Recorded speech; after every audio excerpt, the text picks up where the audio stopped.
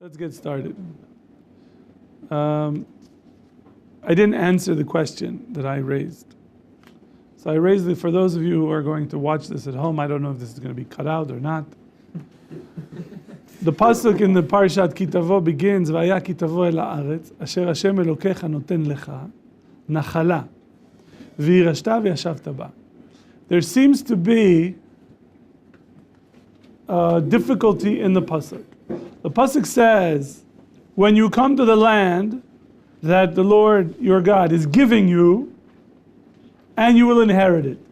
So the question is, wait a second, if it's a gift, then it's not an inheritance.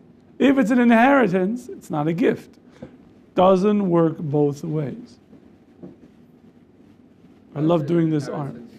What? Why is an inheritance a gift? An inheritance, because there are different laws governing inheritance in Jewish law, and there are different laws who govern gifts.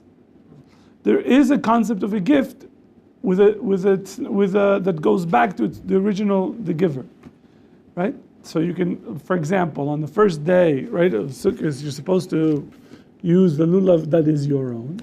So you can't borrow it. You can't go to somebody, hey, psst, can I borrow your lulav? And I said, well, that's not going to really help you. So the way that people get around it, and they say, latet al menat lachzir. I'm giving you a gift, but that gift is you have to give back. If you don't give it back, it's not a gift and you stole it. That is, it has a condition built in. What? Yeah. Yeah. So like you say, this is the big argument in my house when the kids, they argue. Like, you gave it to me as a gift. Yeah, but I gave it to you so you would return, but you didn't say. Well, now there's a whole ball game of, so then I said to them, well, this is Safek Gezel. It might be stealing. So do you want to be Lechumra here? Do you want to be? So then one of them said, but it's Mammon. It's money. And as far as money, the Rambam says, this is like a whole 10 and 7, So I usually follow the psak in Tosfot. It's in Shnai Mochzin. Man de alim gvar. Whoever is stronger wins. I like duke it out. Like. So the 10-year-old. What? So the 10-year-old then. The 10-year-old doesn't always win, because the 7-year-olds, there are two of them, two boys, and they work together against him. So they take him down, and once he's on the ground, it doesn't matter how old you are. It's ground is all about grappling. Wait and 10 seconds. Yeah, it is. So what?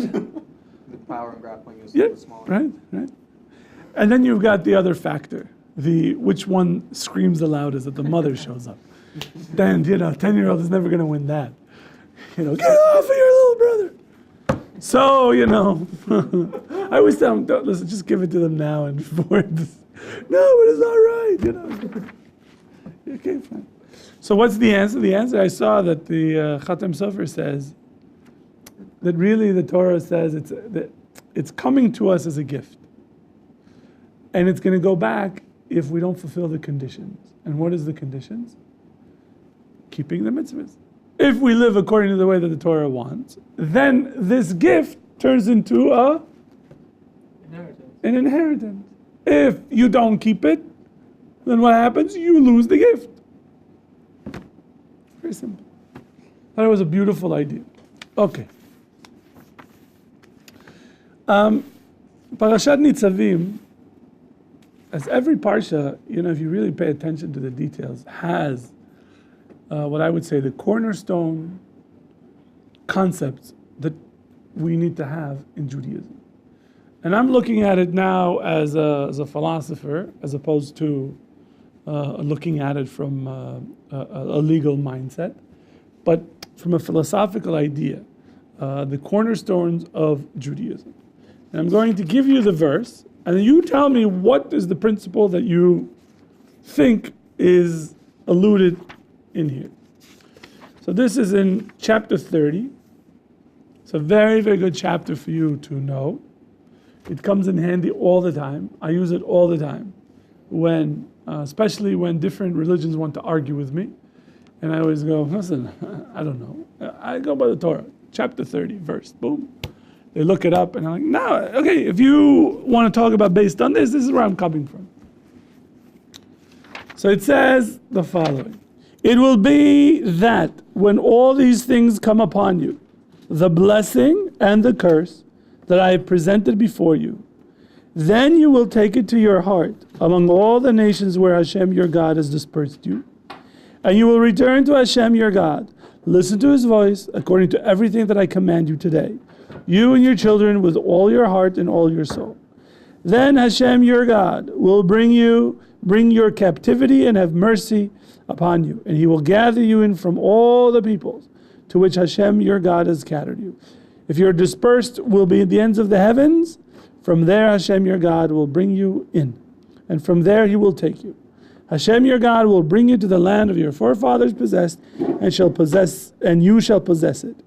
He will do good to you and will make you more numerous than your forefathers. Hashem your God will circumcise your heart and the heart of your offspring to love Hashem your God with all your heart and with all your soul, that you may live. And then it says,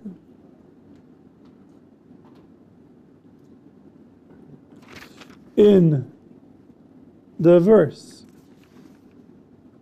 12, for this commandment that I command you today, it is not hidden from you, it is not distant, it's not in the heavens, and I'm skipping, and nor is it in the sea, and I'm skipping. Rather, the matter is very near you, in your mouth and in your heart to perform it. Then he says, see, I have placed before you today the life and the good, the death and the evil. That which I command you today, to love Hashem your God, to walk in his ways, to observe his commandments, his decrees and ordinances. Okay? What do you see in front of you? What is the major principle? What is the major principle here that you have to be aware of? That without it, Judaism doesn't work. Condition. What is the condition? What does that mean? What's the condition? It's an if-then? If not, if you don't listen, if you do listen. Okay. But what does the condition imply? It's in our hand. Which means what? We choose our own fate. You said the magic word. Choose. Choice. Something called what? Free will. It is clear here in this section of the Torah that Hashem is putting before us a choice. Two paths. What are the two paths? Life and death. Life and death. There's two more. Good and bad. Good in life, bad or death. Now let's try to understand this concept. Is this a choice?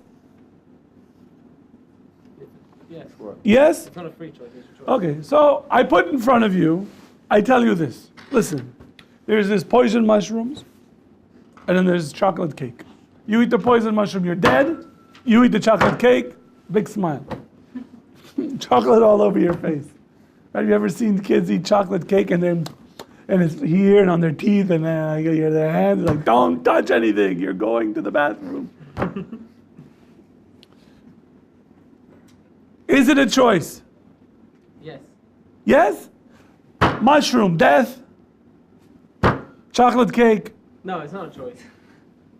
So when somebody But it is says, a choice because there's two options, but it's... does every two options necessarily mean a choice? No. Yeah. I don't know what the answer is, Rabbi. Help me. I think it's a choice. It's a choice. It's a really Yeah, stupid. it's just someone makes the right choice or a very stupid choice. It's you an know? obvious choice. It's an obvious choice, but it's still a choice. So if somebody chooses the mushrooms, they're stupid? No, they're Or they choose the chocolate cake and they're stupid? They're either. Depends on Either? It depends on the ikker. If you're Depends on their goal. If someone's If you're- suicidal, then they No. choose the mushrooms. no, if someone wants to exercise their free will and says these are very stupid choices, I choose. I have a choice. And then they And can then they choose take the not to have mushrooms. either of them. That's another thing. No, they don't. No, but they could do. So that's good. Not, but that's the example that I gave you. But let's say I'm saying assume. they've got three options really, because they can No, choose no. not to have either of them. Why? They can say no, I don't want either of them. No, but in this case, remember, but in this case, you have two choices: good, bad, life, death. If you say, I don't do anything, I'm not choosing, Choosing that. you chose not to fulfill the Torah. You're in between. No, they're either fulfilling the Torah or not fulfilling the Torah. The guy says, I am not doing anything. Is that So then Hashem says, but you're not fulfilling the Torah. No, so excuse me. I learned in philosophy that I am not making a choice. Hashem says, you're right. You didn't make a choice. No problem. Elevator, downstairs. Ah! You're right. I made the choice for you. And then you hear a curse. Idiot. Like, next. And the next guy. I choose this one. I choose this one. I choose this one.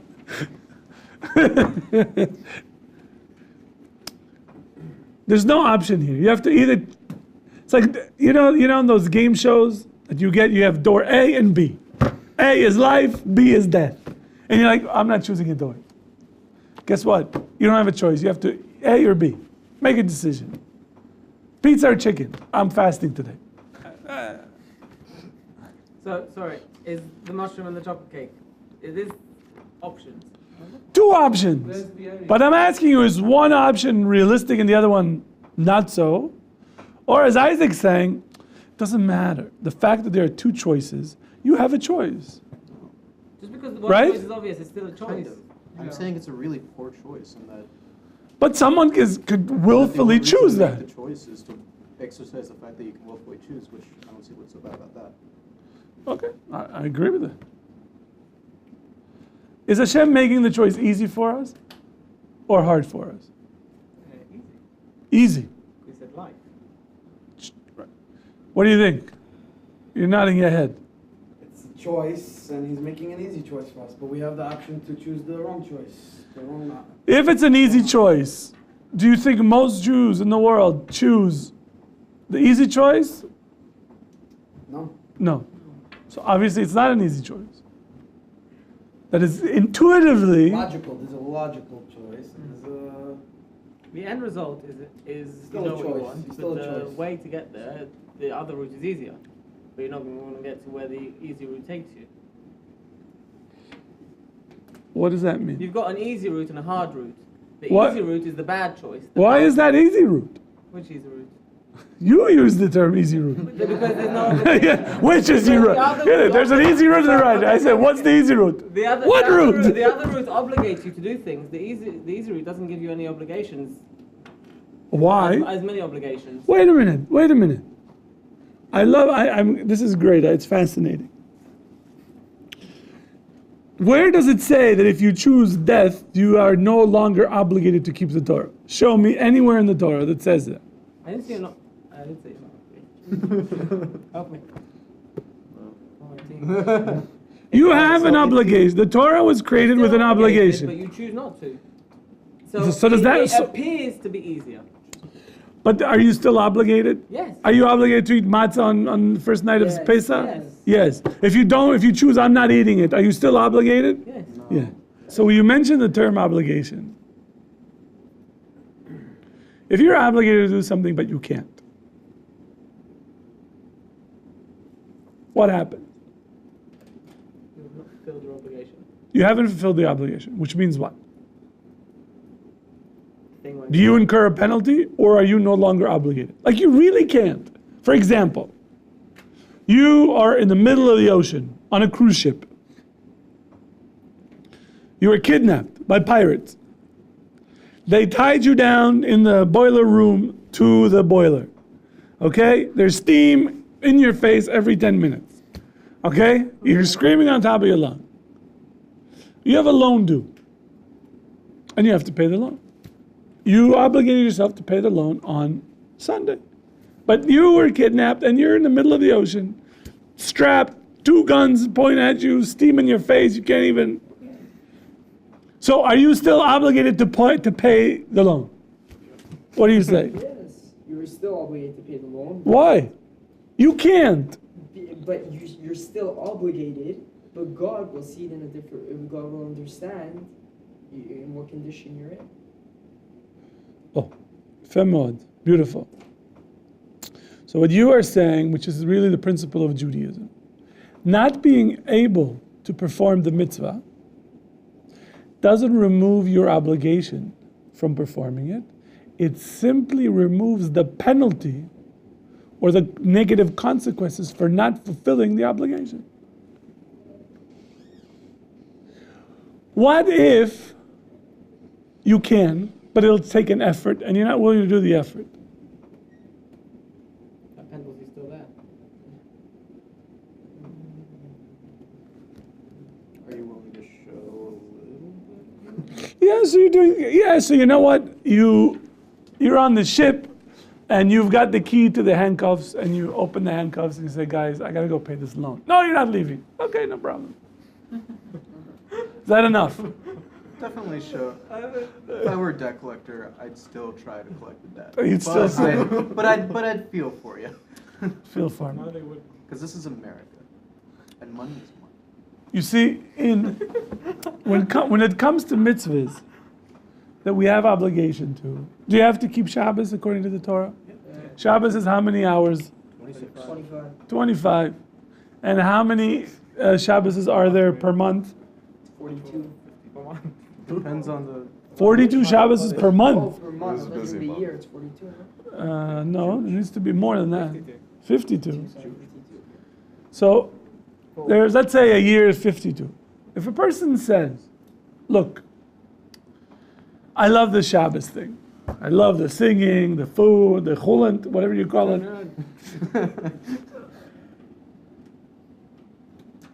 I just can't do it every week. What would you say to this person? What would you say to him? Why can't you do it every week? I'll give you a reason. 'Cause look, my background, my family. If I do it, I can't go to leave my parents. Tell him What would you tell him? I'll tell you I was in the same situation. when he's gonna go ask God for shalem or something, and because he has a stroke. And Chas v'shalom. Chas v'shalom, and let's say both of his legs are paralyzed. Oh my God! God is gonna no. God is gonna answer him. God is gonna answer him. I can't do it. No, but surely God can. I can do one.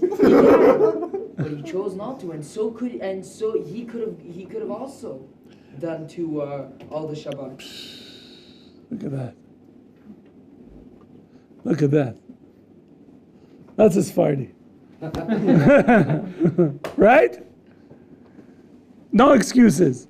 No, but let's say the guy can. He's married. He can't tell his wife immediately, listen, we're done. I have to work on Shabbos. It'll take. So wouldn't you say, listen, how many Shabbos can you keep? Keep one to something. I could do one a month. He said, okay, you know what? Do one a month. Is there anything wrong with that? As long as it's not going to stay at one a month, no. As long as it's a start. Yeah, Then it's a good thing. So according to you, Hashem will say, okay, fine, I'll let you drag one leg. You can not only one, you're not completely paralyzed, you can drag one leg. You can shake it. You do another Shabbos and the other one, you can drag both legs. Chas v'shalom. Chas v'shalom. The idea of obligations from a Jewish perspective is that if you look at the mitzvahs could all be subdivided into small parts. And not everybody can do everything. For example, think about this. Everybody who learns Hilchas Lashon Hara, right, you're in the Chafetz Chaim, says you shouldn't say anything negative about other people that are true. You shouldn't speak Lashon Hara. It's very serious. So a person reads this, okay, I'm done, I'm not speaking Lashon Hara. How long do you think he's going to last? 10 minutes. 5-10 minutes, and then his friend calls him saying, dude, you won't believe what happened. This guy, boom, gone. Even if he remembers it, he would say, listen, don't tell me. Like, what's wrong with you? And then he'll go to work, and then some coworker speaks, and boom. And then something happens, and the Yetzer is going to come and say to him, listen, who do you think you are? What do you think you are, the Chafetz Chaim? You're not going to be able to speak. You're never going to be able to do this. Forget it. You're not at this level yet. So what are you trying to do? And therefore what happens? The person doesn't start the process. Because he assumes, me keep Shabbos, 52 Shabbos is a week. I can't handle it. Forget it, I can't, Somebody said, Shabbos is so beautiful, but I got to use my phone. It's like, sorry? So now I'm going to have, if you were paralyzed with a stroke, would you use your phone? That's not the answer. Chas v'shalom. That's not the answer, we would say. We would say, you know what? You do what you can. You do what you can. Can you stay off your phone for 2 hours? Stay off for 2 hours. Am I telling him that Shabbos means only 2 hours? No. Shabbos is 25 hours. It's once a week. 52 Shabbos is a year. There is no... This is how it works. But you're not at this level. You're not at this level. So if you're not at this level, then take steps. Take steps. Experiment. See what works for you. See when you try something on, see what effect it has on you. Like if somebody says, I'm going to take on slichot every day. Wake up at, 4 a.m., say slichot. And then what happens? And the whole day the guy is like this, rude to his friends. He doesn't show up for shiur. He's exhausted. He's this. So did he gain anything by this? Is he doing slichot? Yes. But what is the total effect of this? You have to always look at what the effect is doing throughout your life. The Torah doesn't say take on this mitzvah, right, and do it, and everything else crashes. But I'm giving meister. You don't go this, you don't do this, you don't do this, you don't do this, you don't do this. But no, you have to take steps and see. Okay. So we were talking about a choice. And if now we have in mind of a person that is not holding at the level of life or death. When you tell him, keep the Torah or die. And he's looking at the choice, die or live. Like if I have to keep the Torah, there's no way, it's death for me. I can't sit and wear black. It's like, who told you to wear black? I can't go to yeshiva. Who said you have to go to yeshiva? Oh, I can't do any of this stuff. What? We don't have to go to yeshiva? No. Where does it say you have to? Show me. No, but did you make a choice? Yeah, of course. Because you were obligated to or because you wanted to? I wanted to. Not because there was an obligation. Out of a sense of obligation. Out of a sense of obligation. Okay, so good. So we can raise your tuition. I want to read to you a very important piece of Ramban that is connected to the other shiur that we're learning on tshuva, because he has a different view with regard to tshuva. So says the Ramban, the following. Here we go. It says, the pasuk says, "V'shavta ad Hashem Elokecha," you shall return to the Lord your God, and you will hear His voice. So he says, what does that mean? He says we are talking about the second Geula. That this is talking about the days of redemption, when the first Geula, the first redemption is when we left Egypt. And now the Ramban is saying that all these words in chapter 30 is really, we're dealing with the redemption, the coming of the Messianic era. And that's what it says. And he says, and then, V'mal Hashem Elokecha et levavcha, and Hashem will circumcise your heart. And he says, what does that mean? That Hashem promises us שתשוב אליו בכל לבבך והוא יעזור אותך. That Hashem promises us that if we return to Hashem, He will help us return completely. Why? Because the whole relationship that we have with Hashem has to do with a choice. We have to do the first step. We have to do the first step. If we don't do the first step, it doesn't work. It's kind of like, anyone here went to the prom? There's this concept in dating then. It comes from Midrash, that the man is supposed to pursue the woman, right? If you don't call her and say, hi, I would like to, take you out. She's not going to call you and say, right? Is that how it works in a prom? You have to ask traditionally. Help me out here. Yes, thank you. Good.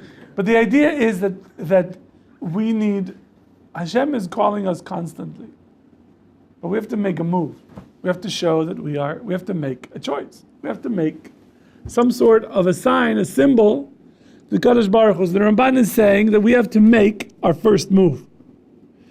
And listen to what he says. Ki mizman habriya hayta reshut biyad ha'adam la'asot kirtzono. The Ramban is saying that since the beginning of creation, human beings have choices. We have a will, and we are able to act according to our will. And he says not only that. He says you can be either a tzaddik or rasha. You could be a righteous or you could be evil. It is up to you. You have a choice. What do you want? The difficulty is that most people today, since they adopted, have been educated, have been raised with the philosophical view of relativism, don't see that there is a difference between a righteous and an evil person, because it's all relative. It might appear evil to you, but to him it isn't. It's just cats. He doesn't, what's wrong with that? Right? I mean, there's one thing that we all agree. Torturing small children for fun is bad. Right? Everybody agrees that torturing small children, but between that and everything else, it depends. It depends. Are there absolute right and wrong? The Torah tells us there are. Logically, it doesn't make any sense to be a relativist. If a relativist ever says, look, everything's relative. You said to him, really? Everything? They will say yes. So what about that statement? Is that relative? And they will look at you like, what? You said everything is relative. Is that relative? Because if he says it's relative, what does it mean? That not everything's relative. If he says, no, it isn't, then you got him. Right? Everything's relative. Really? Everything? Yes. How about that statement? Just do that to somebody. That's relative. Everything is relative? Yes. How about that statement? And they would say, well, yes, it is. Then not everything's relative. No, I mean, everything is relative. Even this. So even your statement is relative because it's possible that there is an absolute. So the fact that I am an absolutist shouldn't bother you. So then they would say, no, you're right, I didn't think about this. This is an absolute. This statement is not relative. Everything is relative except this. So there are absolutes. Yes. But only this. Oh, really? Because it suits you. Maybe there are other absolutes. So you got them. So the Ramban says, Kol zman haTorah ken. As long as we are living in the time frame of the Torah, we are going to have a choice. And when we have a choice, it means that we have the responsibility to make the choice. If a person says, look, I just don't know. I'm not going to make a choice. I don't know, tefillin, Shabbat, I hear, it's beautiful, I see, I just don't know. So I'm just going to sit on the fence. That is a choice. You're right. But what choice has the person made? Step closer to the right choice. Or step further away. So make a decision now. If a person says, no, not for me, what would you say? A person say, I'm not choosing. Yeah, I heard the pitch. You've chosen death. What? You've chosen death. So there are only two choices. No middle one. Yeah. So do you remember when we learned the Rambam? The Rambam says that a person either is a tzaddik or a rasha, and then he said there's a Beinoni. And then we learned Rav Dessler. Rav Dessler brought a beautiful idea, and he says there is no such thing as a Beinoni when it comes to the act. Why? Because you only have a choice, either to do it or not to do it. A Beinoni is when you're not making a choice. But when you're making a choice, you either are choosing to fulfill the mitzvah, doing the good deed, or not to do the sin, or you're doing it. So either you're a tzaddik or a rasha. This is the sort of what I would say, the binary or bifurcation of our will. We either go this way or this way. Binary is 1, 0, go boom, boom. Either on or off. There is no half. Like electricity. Either you've got the full circuit, close the circuit, or the circuit's open. You make a decision. Closed, open. Closed, open. But listen to what he says. Why do we have to have a choice? Because the basic principle of Judaism is that there is reward and there is punishment. You cannot reward someone or punish someone when they didn't make a choice.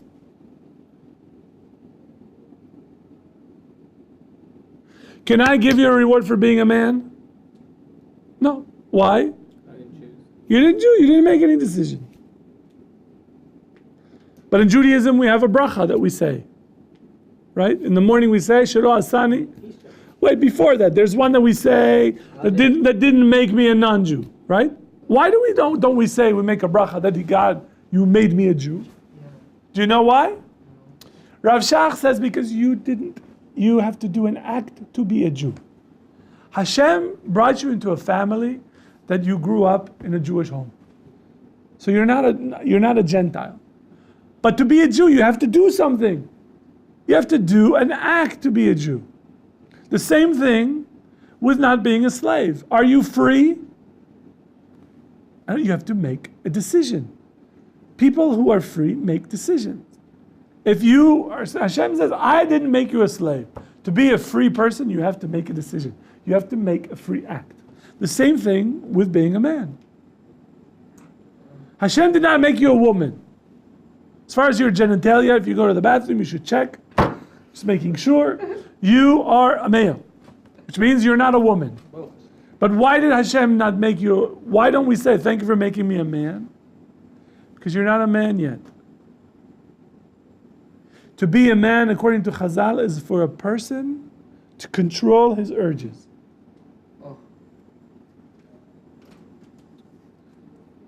Lichbosh et yitzro. Otherwise, if you don't, what's the difference between you and an animal? An animal does, you're thinking like a woman. No, women have a better control of their yetzer than men. It's a whole different story. But the idea of being a human being, being a male, is the ability to control the urge that you have to punch the guy in the face. I don't deny that you might have the urge, but the question is, what do you do with that urge? You have a choice. You're going to have lots of urges in your life, but you have to control them. Says the Ramban that the purpose of our free will is for Hashem to reward us or to punish us. That is the basic system. You do A, you get rewarded if A is called for. If you abstain from doing B, which is telling you not to do B, then you get rewarded. If you break the law, you get punished. And it's not like the train that you only get punished when the guy comes with you, let's see your ticket, and you didn't pay, then you get busted. No, there is no one sleeping on the job. Everything is recorded. But then he says, but when Yemot HaMashiach, at the times of the Messianic era, Tiyeh abchira batov lahem teva. In the Messianic era, the choice to do good is going to be your first nature. Not your second nature. In the first nature, you find a bit like let's say you find $100 bill. First nature is, dude, I just made $100. Woohoo! Second nature is, wait a minute. Maybe it belongs to somebody. Maybe. Should I take it? What does Allah say? Am I supposed to take it? Why not? Should I put up a sign? Right? Those are but the Ramban is saying once you get to Messianic era, it goes the other way around. Your first nature is, someone must have dropped it, and they probably need it, and I need to find the person for it. What? Yeah. Well, you have this natural urge now, so you're living in the Messianic era? You said, yeah? No, I'm losing. No, I don't know. All I know is I saw $40 on the ground and I said, oh, I have to get to class, also that's not mine. I wish I could stop and find whoever owns it, but I gotta go. But you left him. Rabbi, in the streets, you pick it up. It's yours. It depends. Depends if it's If you see a rolled up wad of money, which is it's sitting there like it looks like a bench under a bench. So somebody sat and it fell off their pocket. So it's yours. You take the money because now it's an Aveda, somebody lost it. They're sure they're going to look for it. Right? And start counting, there's 10 grand in it. So you put up a sign, you say, money lost, an amount of money was lost here on this day. To claim it, here's my number with Simana. And You're going to get 1,000 calls. okay, and you say, yes.